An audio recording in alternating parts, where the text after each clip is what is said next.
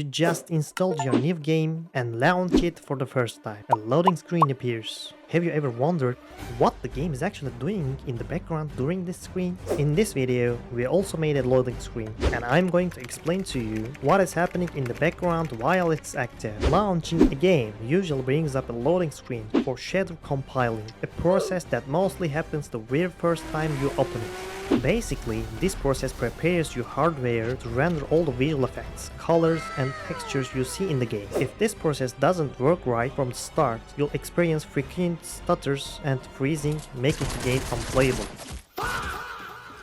In Unreal Engine, this system is called a pipeline state object, or PSO for short. First of all, to get this working in our own project, we had to make some modifications to the engine files. Afterwards, we run a cook process on the project, collect the information for all our shaders. Once we locate the generated shader files in the project, we copy them into a single file for the build process, and then we build the game. 3 hours later. We did all of this, but it didn't completely work for our project. There were still some visual effects failing to load after the game launch, like the missing snowflakes you see here. To solve this, we added some code to prevent the game from starting until all shaders are compiled, and that's how our loading screen was born.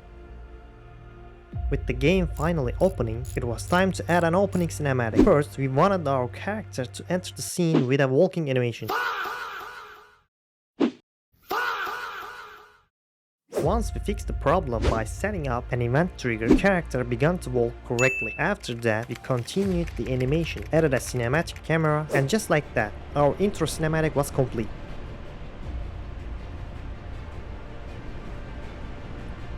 Putting it all together, here is exactly what players will experience the first time they boot up the game.